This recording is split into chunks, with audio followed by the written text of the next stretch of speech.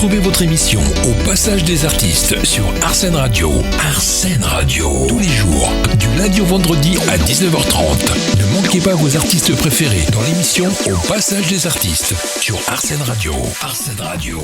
Au Passage des Artistes. Bonjour à tous et bienvenue au Passage des Artistes sur Vivre FM. Et parce que les histoires n'existent que lorsqu'on les raconte, je vous propose tous les samedis et dimanches de découvrir le chemin artistique de mon invité, son parcours, son actualité et ses projets bien évidemment. Et je vous raconte la culture grâce à ceux qui participent à la créativité, à l'imaginaire et ceux qui donnent du relief à la vie. Et ce n'est peut-être pas pour rien d'ailleurs que Jean Marais disait « Je fais du théâtre pour ressentir des choses que la vie ne m'apporte pas ». Et j'ai le plaisir aujourd'hui de recevoir un artiste. Et quel artiste, un acteur, un comédien qui a fait ses débuts après une formation chez René Simon et Jean-Laurent Cochet. Bonjour. Bonjour Jean-Pierre Castaldi, je suis ravie de vous retrouver sur Vivre FM. Alors ça a été un peu laborieux. Oui, l'accès à la radio est très compliqué. Et il faut dire que Madame Hidalgo, en dehors de faire 0 point au présidentiel, elle emmerde Paris totalement. Ça a été un peu laborieux, c'est vrai, je vous avoue. Mais on va quand même faire. Voilà, on va quand même se détendre. On va se faire je suis détendu là, ça y est, c'est passé. Une petite balade. C'est quand on est dans les bouchons que c'est embêtant. Oui, c'est vrai, mais après quand on en sort, tout va bien. Alors, on va un peu parler de votre parcours. Alors, je cite très très souvent cette magnifique citation, moi que j'aime, signée Jean Marais, qui dit. Je l'ai entendu, oui, j'ai entendu. Qui dit effectivement que on fait du théâtre pour ressentir des choses que la vie ne nous apporte pas forcément. Est-ce que c'est un peu votre cas ? Pas toujours. Le théâtre m'a apporté quelque chose que la vie ne peut pas vous apporter, c'est le rapport au public. C'est-à-dire que chanter devant du public ou jouer devant du public, quand vous faites un film, c'est bien, mais vous n'avez pas... Alors s'il faut aller dans une salle, tout ça, mais le théâtre, c'est une performance immédiate, tout de suite. Vous savez si ils sont contents ou pas contents, et tous les soirs, ça fait quand même 20 ans là que j'en accumule, quand vous avez des salles relativement pleines et que vous avez des gens qui en sortant vous disent « je suis content, j'étais heureux, qu'est-ce que j'ai ri et j'ai oublié mes soucis », pour moi c'est ça le vrai métier, il est là quoi. Bon alors après il y a les textes, il y a Michel Bouquet qui vient de nous quitter aujourd'hui, à qui on rend hommage d'ailleurs, grand professeur, grand comédien et grand professeur, lui aussi, c'est lui c'est Arditi qui a dit ça, c'est un maître. Oui, c'est un maître, voilà. Bon, alors, moi, j'ai aussi une phrase pour contrebalancer ça, parce que si c'est un maître, alors vous ne jouez pas derrière un maître. Moi, j'ai toujours dit, même si Mozart a fait de la musique, comme un génie, ça ne nous empêche pas de jouer d'un instrument. Bien sûr, il y en a eu d'autres. Il y en a eu d'autres, voilà. Alors, c'est pas parce qu'il y a Michel Bouquet qu'on peut pas être un acteur. Bon, alors j'ai quand même côtoyé Michel Roux, Jean Poiret, j'en ai côtoyé Jacques Weber. Donc, voilà, mais c'est pas ce côté-là le côté le plus chaleureux, c'est le public. Et est-ce que ça manque ? Parce que nous avons traversé une période très très compliquée pour les artistes, surtout. C'est ce que je disais, oui. Une année blanche. Avec non seulement Belair. moi j'ai une année blanche. Ouais. J'ai donc perdu, je ne parle pas d'argent, mais j'ai perdu 35 villes en tournée. Heureusement, j'en ai récupéré une vingtaine. On devait jouer à Paris. Quelle famille! On avait 2 distributions, 2 décors, 1 mois de répétition, on a joué 3 semaines et on s'est arrêté. Et c'est vrai que ça c'est compliqué. Et ça c'est fini, et on n'a aucune indemnité. Voilà, on va pas pleurer non plus, mais bon, voilà, ça a été une année difficile, voilà. Et surtout que c'est pas une année, ça a été 2 années très très difficiles.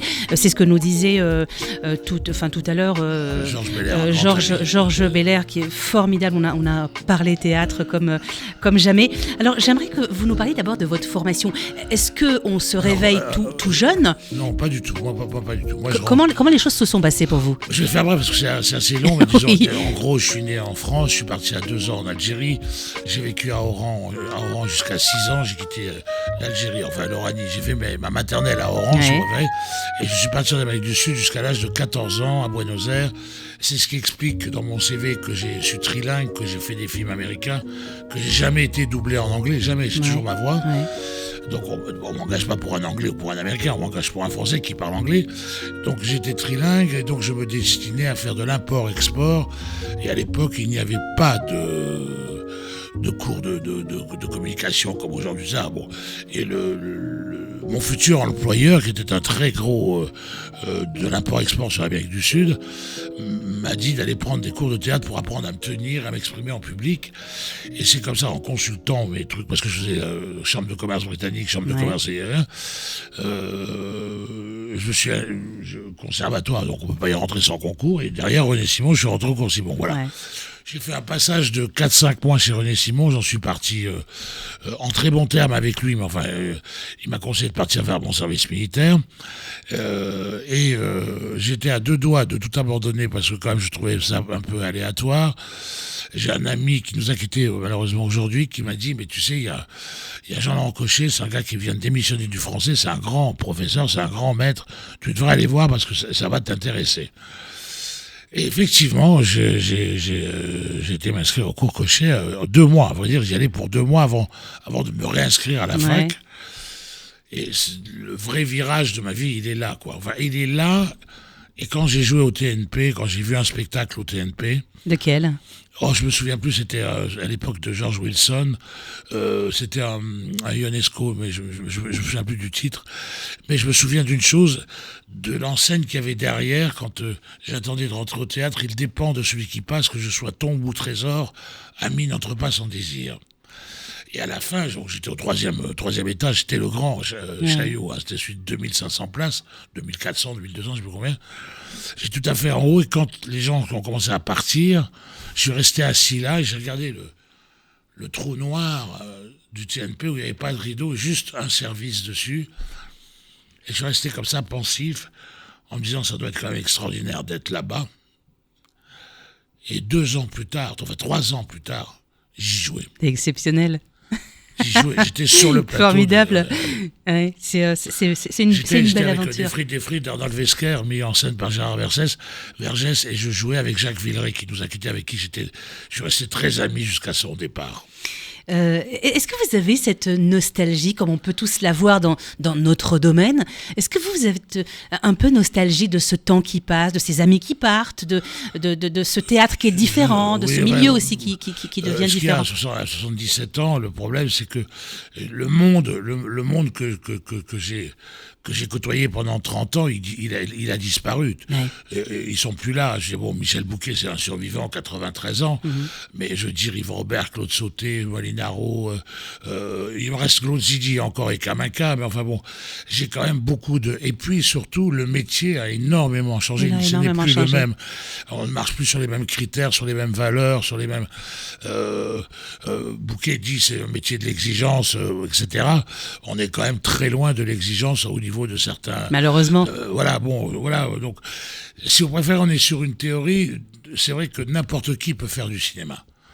S'il est à l'aise et qu'on le met à l'aise, etc., il va vous raconter le temps de sa scène, il va nous raconter une histoire.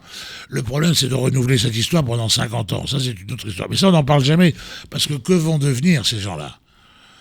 Moi, je me souviens d'avoir fait des feuilletons en noir et blanc avec Louis Vell, avec des gens comme ça, avec Scylla Shelton. Bon, à l'époque, il y avait un feuilleton, puis c'est terminé, on en faisait 2 ou 3. Et là, aujourd'hui, c'est entre les réseaux sociaux, les décideurs, les influenceurs, qui sont des vedettes qui gagnent plus d'argent que nous. Ils nous regardent comme des insectes. Hein, comme des rats. Comme des rats. Ils gagnent beaucoup d'argent et tout ça. Alors bon, moi j'ai peut-être gagné beaucoup d'argent, mais j'ai gagné pas régulièrement pendant 50 ans. Oui, c'est ça. C'est ça qui est inquiétant, c'est que bon, être jeune, d'abord on est jeune qu'un temps, hein, comme dirait l'autre. Et le temps passe vite. Et là ça passe très très vite. Hein, et donc si vous préférez, voilà, ma nostalgie, c'est ma nostalgie d'un métier que je ne fais plus, puisque je ne fais plus de cinéma non plus. Et pour quelle raison d'ailleurs? Parce que malheureusement, ça dépend pas de moi. Je fais plus de télé, je fais plus de cinéma. Ouais. Il y a un enchaînement de choses qui se font. Il y a une part du métier, puis il y a une part de moi. j'arrivais à la soixantaine. Évidemment, je fais plus jeune que mon âge, puisque maintenant, on me dit toujours que je confirme que je fais pas 77 pas ans, du tout. mais je les ai. Ouais. Donc, j'ai une bascule qui s'est faite, et ils ne me voient pas en vieux, ils me voient pas, ils cherchent des vieux, mais ils pensent pas à moi. Bon, il y a ça, avec les cheveux blancs, voilà, et puis, il y a des cycles.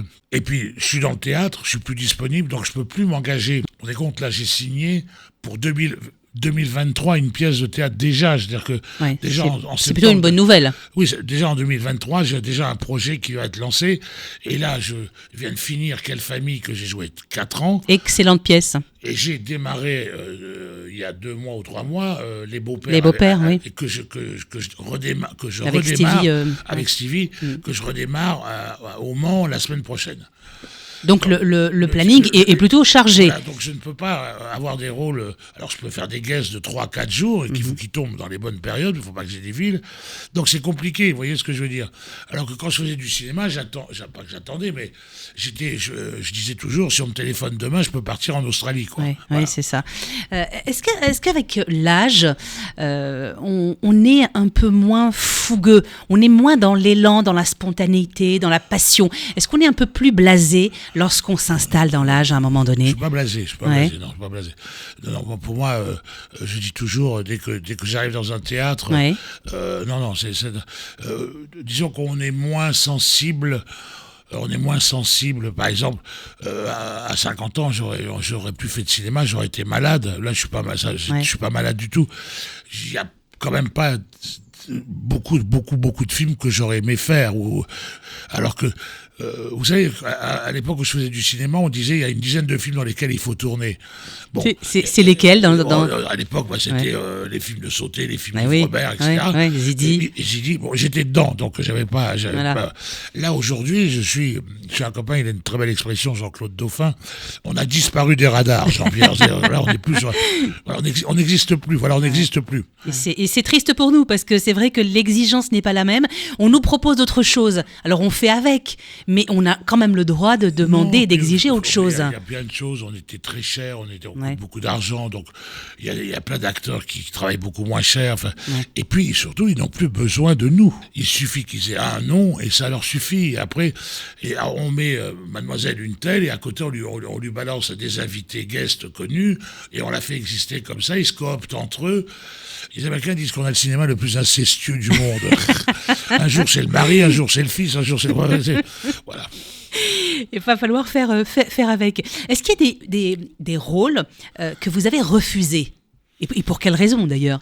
Alors malheureusement, j'ai jamais été en position de refuser quoi que ce soit. Ni au théâtre, ni au cinéma ? Alors, au théâtre, j'ai pas refusé, j'ai décliné l'offre. Oui, pour quelle raison ? Parce que quand on m'a proposé de reprendre Oscar, j'ai dit non, pas derrière de Funès. Quand mon ami avec qui je suis un peu moins ami aujourd'hui, mais enfin,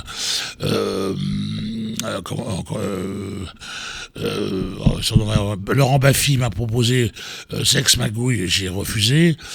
J'ai dit, j'ai pas refusé, j'ai dit je me sens pas capable de jouer ça. Voilà, 3-4 fois, j'ai refusé des pièces de théâtre, et dans des films, jamais. Et des séries télé, jamais. Voilà. Mais il faut dire qu'on m'a jamais proposé non plus des choses à refuser.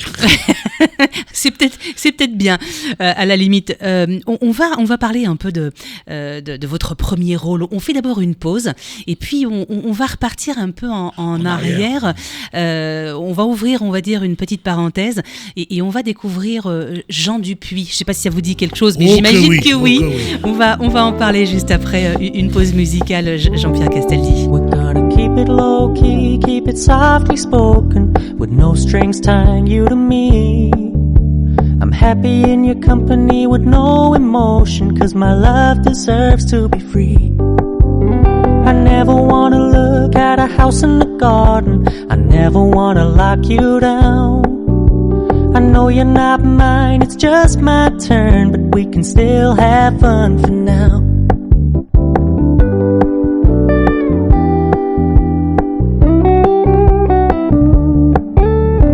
Told me you don't really do commitment, trust me, consider your message received.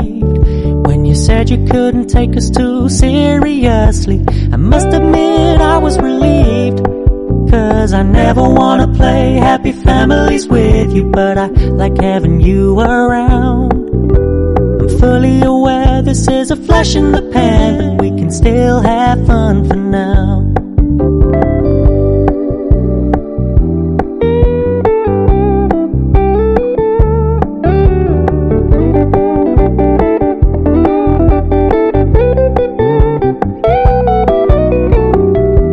Stop paying so much attention, and when you're moving in another direction, don't worry, I get it.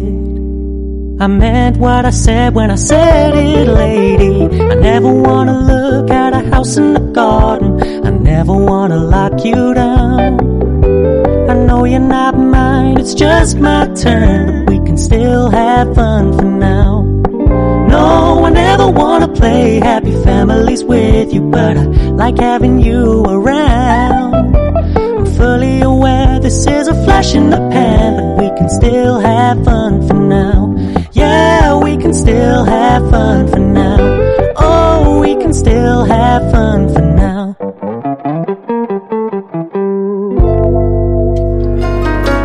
Vous écoutez Au Passage des Artistes avec Jazia Arens. Nous sommes toujours en compagnie de Jean-Pierre Castaldi. Quel bonheur de vous avoir et de pouvoir se balader un peu comme ça dans le temps et puis parler aussi de spectacles, de théâtre et de belles choses que nous avons vécues ou pas d'ailleurs, parce que moi il y a des choses que je n'ai malheureusement pas vécues. Nous sommes toujours sur Vivre FM, au passage des artistes. Alors Jean-Pierre Castaldi, est-ce qu'on peut parler un peu de ce rôle? Alors il paraît que ce rôle-là, Jean-Pierre Dupuis, dans la série Les Hommes de Rose, vous a propulsé. C'est avec ça que vous avez... Est-ce que c'est vrai ou pas? Vous avez décollé? C'est vrai que j'ai décollé, c'est-à-dire que j'avais tourné déjà 2-3 Maigret, j'avais tourné un petit peu à la télévision, j'avais fait quelques participations, mais là c'est un rôle, j'avais 100 jours de tournage, le rôle titre avec Dora Dole et Jean Martinelli, bon, immense comédien évidemment, mais j'avais le rôle titre, c'est l'histoire, c'est les camionneurs, avec le frère de Patrick Devers, et Elisabeth Bargoni qui faisait ma fiancée, magnifique comédienne. Bon, je me souviens, j'avais joué donc un Maigret avec Dora Dole. La folle de Maigret s'appelait, où j'avais été remarqué par les décideurs de la télévision à l'époque. Et donc, je me suis retrouvé sur des castings un peu plus importants.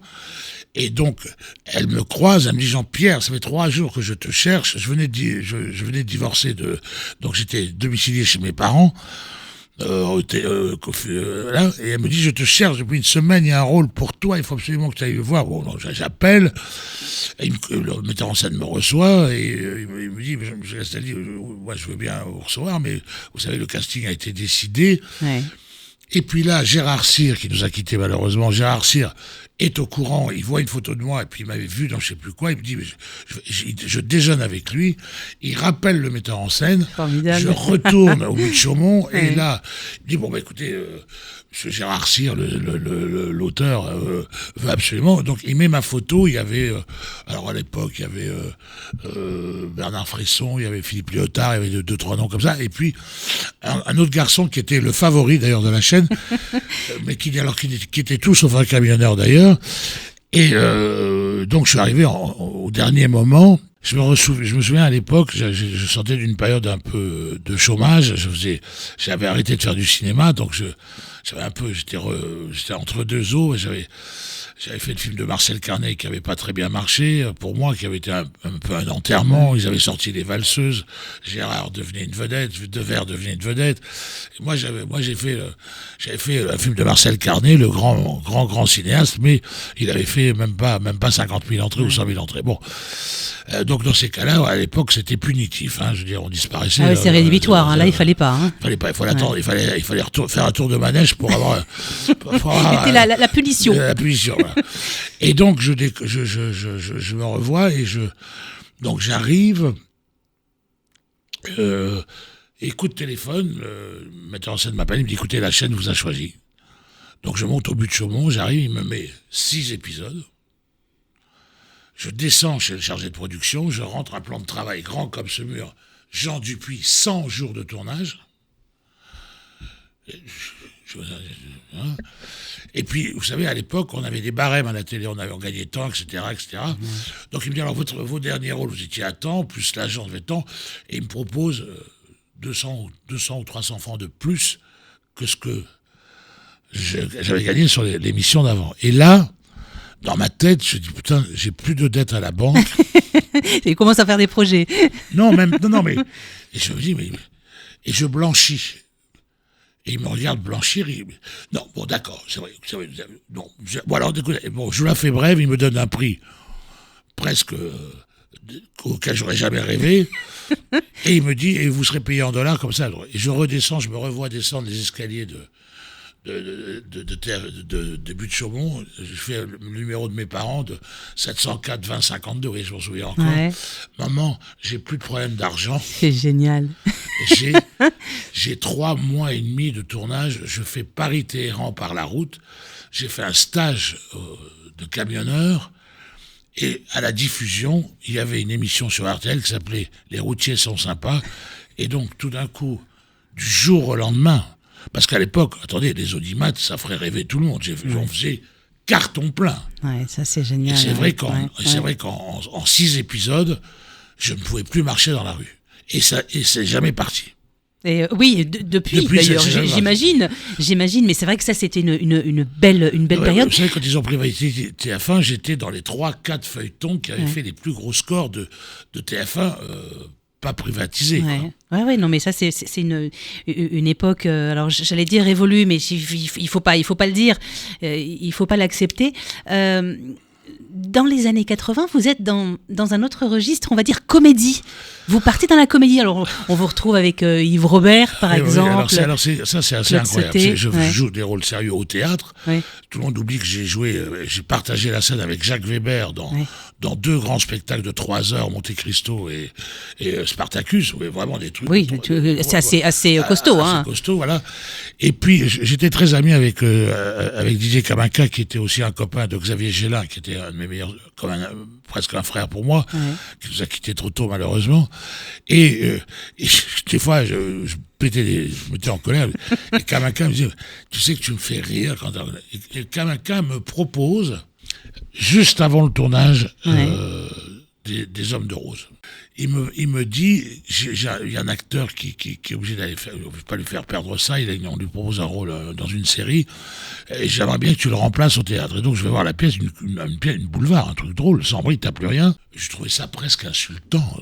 Élève de Jean-Laurent Cochet, admissible au conservatoire, moi, faire rire, mais quelle honte. C'était péjoratif à l'époque. Et puis, surtout, je ne sais pas bien prendre des accents. Je dis, de toute façon, je ne sais pas prendre des accents. Et d'ailleurs, ça a été un running gag pendant tout le temps où j'ai joué cette pièce, parce que finalement, je l'ai joué avec Didier Caminca comme partenaire. Et chaque fois d'en arriver à ce moment où il fallait que je prenne des accents, il avait des fous rires en scène. Bon, bref.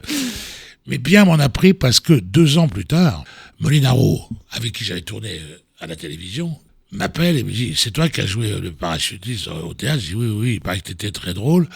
Et donc, il me met sur le rôle, et tout d'un coup, je suis passé du cinéma d'avant au cinéma de demain. C'est ça. C'est-à-dire que je suis passé du cinéma de Montand, Signoret, à la nouvelle vague du cinéma, Anémone, Junio, Auteuil, etc., etc., etc. Cela, ouais. Et avec un rôle, pour une fois, alors là, marquant, parce que les mômes, le para qui tombe dans les pommes, ça a fait exploser de rire tout le monde. C'est un peu comme Caïs Bonus, Tchik, aïe, aïe, aïe. Ça reste comme ça des... Et tout d'un coup, et donc, ça me permet de rencontrer Gignot, Auteuil, avec qui je vais retravailler souvent, Anémone, que j'adorais. Et donc, et surtout, je suis repéré par Zidi. Claude Zidi.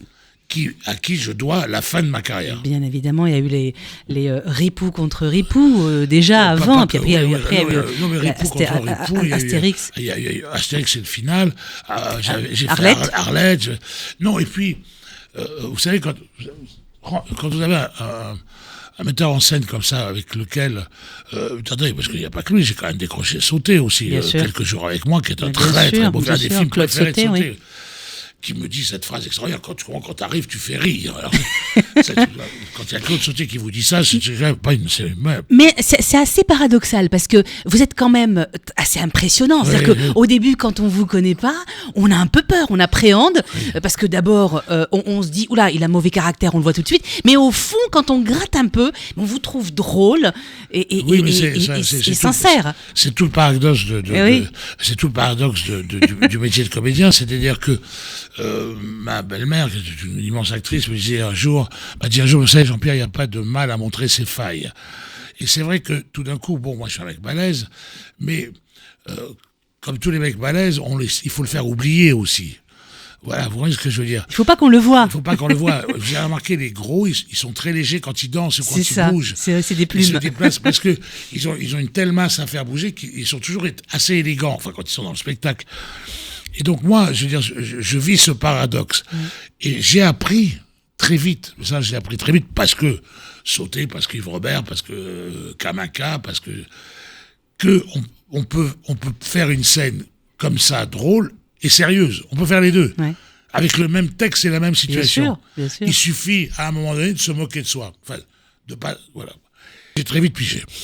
Et ça vous aide ou pas? Parce que c'est vrai que quand on vous connaît pas... mais ça m'aide, je vais vous dire pourquoi. Parce que, in fine, tous les grands comiques vous disent que pour faire rire, il faut être extrêmement sérieux. Oui, c'est vrai. Il faut jouer pratiquement le drame pour être... Voilà. C'est tout à fait ça, c'est vrai. Oui, moi je me marre parce qu'ils commencent par montrer leur cul pour être connus, puis une fois et après ils veulent plus montrer leur cul, puis après ils veulent jouer du drame. Et alors, je veux pas donner de nom, mais il y en a quelques-uns qui sont quand même pathétiques. Tout à fait, et je crois que je sais de qui en tout cas vous voulez parler. Oui. On va parler d'abord on va peut-être se prendre une petite pause et puis on parlera pendant cette troisième partie, on va parler un peu de télévision et puis surtout de votre actualité, parce qu'il y en a une actualité. Oui. J'aimerais qu'on parle aussi les beaux-pères, bien évidemment, mais aussi de Quelle famille, parce que Quelle famille, c'était quelle pièce de théâtre. Ça, c'était très très beau. Ça, j'ai bien aimé. J'ai ri. Vous étiez drôlissime dans votre rôle. On en parlera juste après notre pause.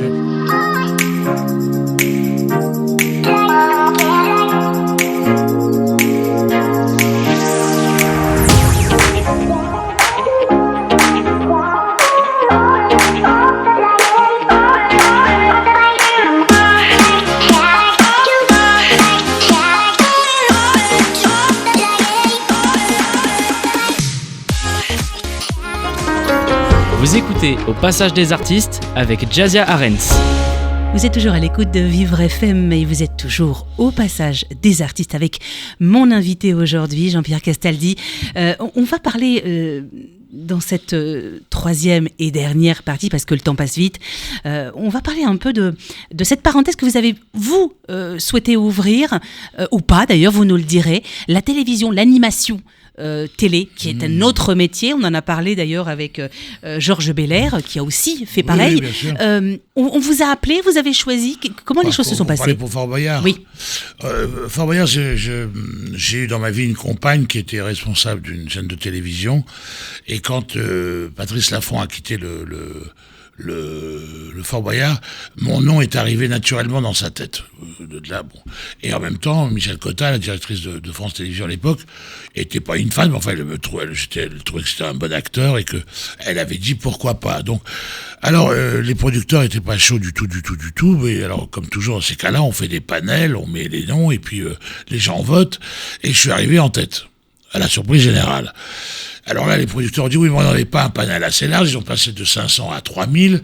Ah oui, quand même. Donc ils sont partis... il faut 1500, le double ou le triple de la première fois. Ouais. Et là, je suis arrivé en tête, mais largement en tête. Michel Cotta a fait, voilà. Bon, là c'est indéniable, hein, on peut pas... Non, mais vous savez qu'après mon départ, quand même, ils ont fermé Internet, ils ont fermé beaucoup de choses. Alors, on oublie tout le monde, personne n'était... Mais enfin, moi, j'ai laissé l'antenne à 30, il y a longtemps qu'elle n'est plus à 30. Oui, et puis tout ce qu'on avait inventé avec Marie-France, les personnages, les colères, tout ça, ils ont tout repris 2-3 ans plus tard pour sauver. Bon, aucune rancœur, la chose est passée. Évidemment. Voilà, j'ai fait la première compagnie parce que mon fils avait fait Benjamin a fait une Real TV et que, en dehors de la charge financière qui est très, très, très intéressante, j'ai vécu ça comme une aventure, voilà. Ouais. Alors que j'ai payé cher, puisque ça m'a coûté, entre Fort Boyard et ça a un peu coûté ma carrière au cinéma, mais bon, no regrets, c'est comme ça. J'ai fait 4 films américains entre-temps. C'est en rentrant de ces 4 films américains que je me suis rendu compte qu'on m'avait plus téléphoné en France. Et là, je suis parti, comme tout artiste, avec ma valise. J'ai refait du théâtre et j'ai cartonné avec la première pièce, La Perruche et le Pelé, avec la regrettée Claude Jansac. On a joué quand même 280 fois. Formidable, ça c'est des choses exceptionnelles. Tournée, voilà, exceptionnelles. Ouais. Bon, j'avais joué 540 fois avec Daniel Evenou au Théâtre des Nouveautés, 300 fois avec là, j'ai eu des petits problèmes, enfin bon, bref. Et puis, donc là, je repars en tournée. Je ne suis même pas à Paris ni rien. On part pour 30 villes. On en a fait 280. On a fait 3 tournées avec elle. Et à partir de là, j'ai rempli avec elle, parce que j'étais pas tout seul, une très belle troupe d'ailleurs, à l'époque, Bénédicte Belby, etc.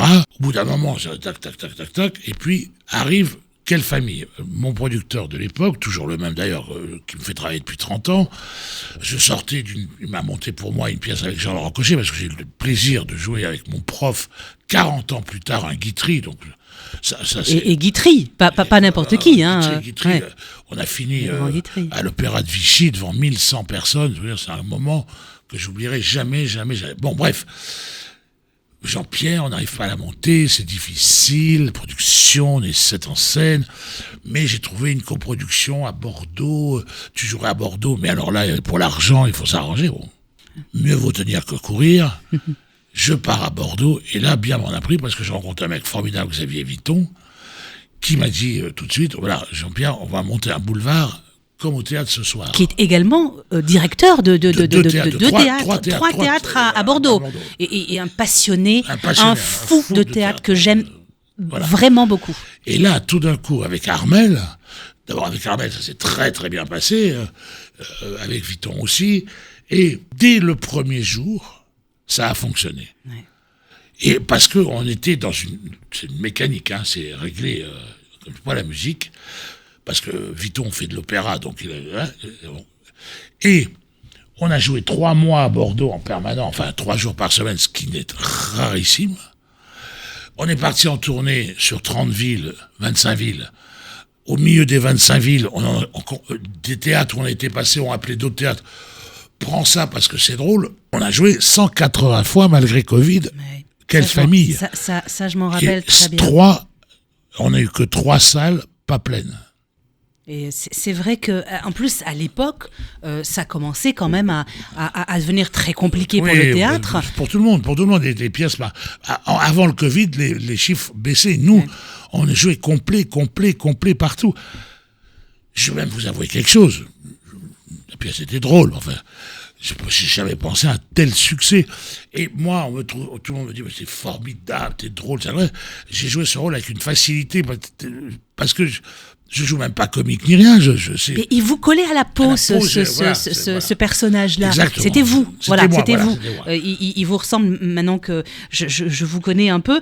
C'est vrai que c'est un rôle qu'on vous a taillé vraiment. Non, pas du tout. Mais, pas du tout. Il a été écrit alors que il savait pas que c'est moi qui le jouerais, quoi. C'est ça c'est ce qu'a dit Bouquet. C'est ce qu'a dit Bouquet. C'est ce que dit Gidi. C'est ce que dit Claude Sauté. Quand vous jouez un rôle, vous l'incarnez et vous devenez cette incarnation. Et il se trouve qu'avec Weber, ça a été pareil.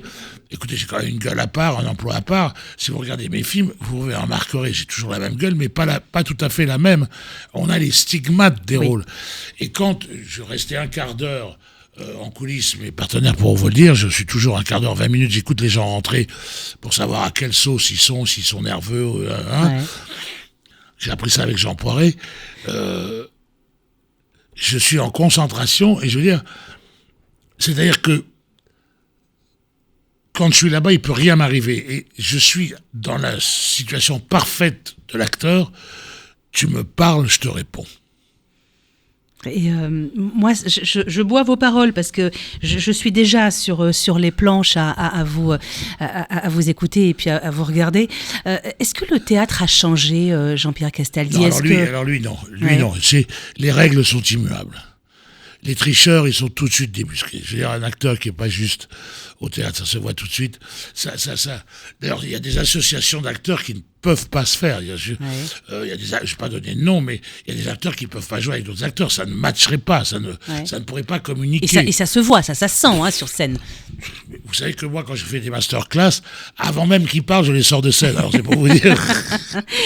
Jean-Pierre Castaldi, est-ce que il y a quand on est, j'imagine qu'il y a une différence, mais j'aimerais qu'on puisse en parler en quelques mots. Vous avez fait énormément de choses. Est-ce que le théâtre n'est pas unique par rapport justement au fait qu'on saute sans parachute? C'est-à-dire que, et puis chaque pièce de théâtre, chaque chose dans le théâtre est différente. Vous ne jouez pas tout le temps de la même façon. Non, mais c'est le grand maître. Le grand maître du théâtre, le grand professeur au conservatoire, Louis Jouvet, qui disait on joue la comédie à trois avec son partenaire et le public. On change pas de partenaire, mais le public, il change tous les soirs. Et ce qui est extraordinaire, c'est que tous les soirs, vous êtes obligé de remettre à l'ouvrage. Et alors, on joue toujours dans les mêmes temps. La pièce dure toujours à peu près le même temps, mais à l'intérieur de ce temps, on le dispose pas de la même façon. Il y a des soirs, il faut plutôt ralentir pour qu'ils comprennent bien la situation. Alors ils vont rire un peu plus tard. Mais il y a des lois. S'ils ont pas ri là, ils riront pas là, ils riront pas là, ils vont pas là. Et puis il y a des soirs magiques où à la première réplique, ils se marrent et tu sais que tu vas en prendre toute la soirée. Et là, t'es sur un nuage. Tout marche. Ouais. Tout marche. Mais tout ça se passe évidemment inconsciemment, ça se fait comme ça. Mais c'est pour ça que je vous dis, je suis dans ma coulisse en train d'entendre pour savoir qui est dans la salle, comment ils vont réagir. Et j'écoute la première scène, et ils ont ri là, oh là là, oh là là. Et puis, comme me disait Jean Poiret, de temps en temps, ils ressortaient à la fin des mois. Ce soir, ils sont peints sur leur fauteuil. C'est-à-dire, pas à rire. Ils se sont peut-être trompés de théâtre. Vous avez déjà trouvé le public un peu antipathique? Ah oui. Avec Jean Poiret, oui. Parce que tout d'un coup, c'était quand même très chicose comme ça, mais on sourit, mais du bout des lèvres. Non. Il y a des. Alors, j'ai pas eu de public contre, mais j'ai eu des publics snobs. Ou un peu non, enfin bon, voilà. Voilà, mais je ris mais pas beaucoup. Jean-Pierre Castaldi, lorsque moi c'est vrai que c'est une question que j'ai jamais posée, mais je vous la pose à vous. Lorsque, parfois parce qu'on a des états d'âme, etc., on n'est pas forcément bien, mais il faut monter sur scène. Parce que quand on travaille dans un bureau, on n'est pas bien, on parle à personne. Lorsqu'on est sur scène ou quand on fait de la télévision, etc., on est obligé de mettre de côté ses émotions. Est-ce que c'est compliqué, ça? Du tout. Quand j'ai perdu ma mère, je jouais avec Jean Poiret, et ma mère est morte dans la nuit du vendredi au samedi à 3-4 heures du matin. Donc le théâtre était au courant que ma mère était morte, et je rentrais en scène avec Jean Poiret, et Jean, en sortant de scène, et je sais, lui, c'est pas un flagorneur, il m'a dit « Jean-Pierre, tu n'as jamais aussi bien joué ». Eh bien, pourquoi? Parce qu'on retrouve ce qu'on nous apprend dès le départ. Quand tu es là, tu poses tes valises à l'entrée, et là, tu es au théâtre. Et la seule façon de bien jouer, c'est de t'immerger dans la pièce. Oui. Et c'est ce qu'a dit encore Bouquet. Et donc, plus tu es dans la jubilance des mots et de la situation, plus tu es loin de tes embarras. Alors là, la mort de ma mère, c'est quand même quelque chose de très très fort. Mais là, il n'y a pas longtemps, j'ai attrapé le Covid après avoir été vacciné 3 fois. Donc, et puis, celui-là, il n'est pas méchant, mais il a des effets secondaires désagréables. J'avais, moi, des effets secondaires très désagréables. Très très désagréable. Je suis arrivé le matin à la gare parce qu'après ma période de repos, j'étais encore déglingué, mais j'étais plus positif. Quand mes partenaires de Quelle Famille m'ont vu arriver à 10h du matin à la gare pour jouer le soir, ils ont dit « il jouera pas ce soir ». J'étais lessivé. J'ai été dormir 2 heures avant de jouer, je me suis levé, j'ai pris une douche, et je suis arrivé au théâtre. Et ils m'ont regardé, ils ont dit « mais Jean-Pierre », ils me l'ont dit après, ils m'ont dit « écoute, Jean-Pierre, on t'a pas reconnu. » Et Vuitton m'a dit, mais Jean-Pierre, mais t'as jamais joué aussi bien que ce soir. Donc attendez d'être malade pour être Non, très mais bon. parce qu'à ce moment-là, Appel, vous avez tellement peur que vous chassez tout, et vous rentrez totalement dans le boulot. C'est vraiment sympa de pouvoir parler comme ça d'autres choses, parce que souvent les comédiens, enfin en tout cas les gens de la culture viennent nous parler simplement de leur actualité. Et puis voilà, je suis ravie de vous ouvrir la porte pour parler d'autres choses. Toujours, quand avec Gérard Depardieu, on sortait du cours, il allait devenir une vedette. Lui, il avait tourné. Moi, je tournais le film de Marcel Carné. Lui, il tournait Les Valseuses. C'est là que nos destinées ont basculé. Quand on est avec Jean Gabin, vous imaginez, il faut remettre les choses dans leur contexte, à 24 ans, 24 ans, se retrouver devant un monument comme Jean Gabin pour jouer 2-3 scènes. Parce qu'aujourd'hui, les gens 2-3 scènes, c'est facile. Non, 2-3 scènes avec Gabin, c'est pas... non. C'est un autre monde. Hein. Voilà.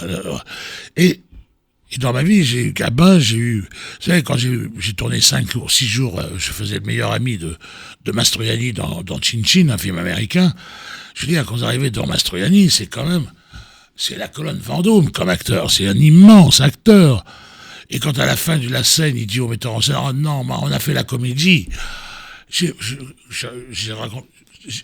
que tu veux? Quand ton prof que t'as admiré, que t'as détesté, que t'as haï, que tu te retrouves 40 ans plus tard à partager la scène avec lui, que le mec qui t'a tout donné, c'est toi qui par moment lui donne le là, qui a fait mettre un micro au-dessus pour qu'on l'entende. Mais en même temps, que tu vois Jean Laurent, au moment des saluts, verser une demi-larme d'émotion, alors que... Et toi, tu te dis, mais je viens de vivre le moment... Qu'est-ce qui dans la vie vous donne des moments pareils ? Pas grand-chose. On parle des beaux-pères. J'ai dit tout ça en toute humilité, bien entendu. Bien évidemment, on s'en doute. On va parler, pour finir, de la pièce de théâtre Les Beaux-Pères, Oui. Puisque vous jouez là actuellement. On a démarré, on a arrêté, on avait des dates en tournée qui ont été décalées par le Covid, mais elles se sont reportées, donc on la joue jusqu'en 2023 maintenant. Ça, c'est formidable, oui. Ah oui, on a 40 et quelques villes. On la redémarre vraiment, on a répété hier et avant-hier avec Stevie Beglia qui joue son compagnon. On a une jolie distribution, 2 jeunes producteurs que j'aime beaucoup, Arnaud et Anthony, qui sont 2 jeunes producteurs très courageux, qui passionnés de théâtre eux aussi. Et quand je dis courageux, parce que être tourneur aujourd'hui, c'est pas facile du tout. Il y en a un qui a écrit la pièce, l'autre qui la met en scène. C'est des amours de garçons qui font tout pour... Et la pièce, on l'a jouée dans le Midi, à 2 festivals. Et le directeur vient me voir, la directrice vient me voir après, elle me dit, c'est drôle, wow, c'est vrai qu'on adore parce que vous nous faites rire, mais elle me dit, mais c'est bien, parce que on vous voit avec de l'émotion et des rires. C'est une pièce un peu plus ambitieuse, qui a du fond, qui traite d'un sujet bateau. C'est vrai que c'est un sujet aujourd'hui, bateau. En tout cas, qui est un sujet pas tabou, mais c'est vrai qu'il y a quelques années... Oui, enfin, moi j'ai de l'histoire. Le premier qui a mis le pied dedans, c'est avec notre ami Georges Belair, Pauvre France, qu'ils ont joué 5 ans à guichet fermé. C'était un père qui montait à Paris, qui voyait que son fils était homosexuel. Donc c'est pas d'hier. Sauf que là, j'ai fait inverser la situation par les jeunes auteurs, parce qu'ils m'ont proposé le rôle de... J'ai dit non, moi je vais avoir l'air d'un travelot. Moi je vais jouer le père, qui est un rôle un peu moins important, mais qui a besoin d'une grande... Parce qu'il a peur de dire à son père... Mais la subtilité de la pièce, c'est que le père sait qu'il est homosexuel, et il joue à voir qu'est-ce qu'ils vont lui faire, comment ils vont arriver à lui cacher tout ça, ou comment ils vont le dire. Et donc, on a inversé la situation. Est-ce que vous venez sur Paris avec cette pièce? On va jouer pas trop loin de Paris 2-3 fois. Alors, vous savez, quelle famille, on a mis 2 ans à revenir à Paris. Avec elle, on va mettre 2 ans, mais on va revenir à Paris. En tout cas, c'est tout le mal que je vous souhaite. Et puis surtout, pour nous, on a quand même envie de s'aérer un peu, on a envie de prendre du plaisir. Je vais vous dire quelque chose, c'est que le théâtre, en ce moment, à Paris, ça va pas bien du tout. Je vais être au courant, mais il y a même les cadors souffrent. Et c'est ce qu'on disait tout à l'heure, le spectacle vivant doit rester vivant, et c'est à nous peut-être de lui apporter cette impulsion. Oui, mais à force de le galvauder, de le malmener. De malmener. Vous savez, moi, il y a des gens qui m'ont dit, vous savez, on avait été voir ça parce qu'on nous avait dit que c'était formidable, on était très déçus. Les gens, ils sont plus, quand ils sont déçus, ils reviennent pas. Ah, ils nous ont menti une fois, non, parce que comme il y a des producteurs derrière qui ont des moyens de médias, ils vous disent c'est formidable, vous y allez, et puis c'est pas formidable. C'est pas formidable. Alors pourquoi d'ailleurs les gros succès sont du bouche à oreille ? Parce que c'est le bouche à oreille qui fait les vrais succès. Toujours. Les Scottish, tout ça, c'est le bouche à oreille. T'es à l'amende, c'est le bouche à oreille. Ils ont joué 3 ans avant de cartonner. Donc c'est le bouche à oreille. C'est, oh là là, hier soir, qu'est-ce que je me suis marré. C'est la meilleure pub du monde. Jean-Pierre Castaldi, merci. Je vous en prie. Vraiment, infiniment. On vous retrouve donc à l'affiche de la pièce Les Beaux-Pères, notamment avec Stevie Boulet. Et Philippe Beglia, qui est formidable. On vous attend en tout cas sur Paris. Si vous êtes en tournée, bien évidemment, ça il faudra aller voir J'ai 2 projets de cinéma, mais j'en parle pas parce que ça porte à Scooboun. Mais il va falloir revenir nous voir. Alors je sais que c'est compliqué, mais il va falloir quand même revenir nous voir pour nous en parler de votre projet. Merci infiniment. Merci en tout cas pour accueilli. votre confidence. Et puis on vous attend pour la prochaine fois.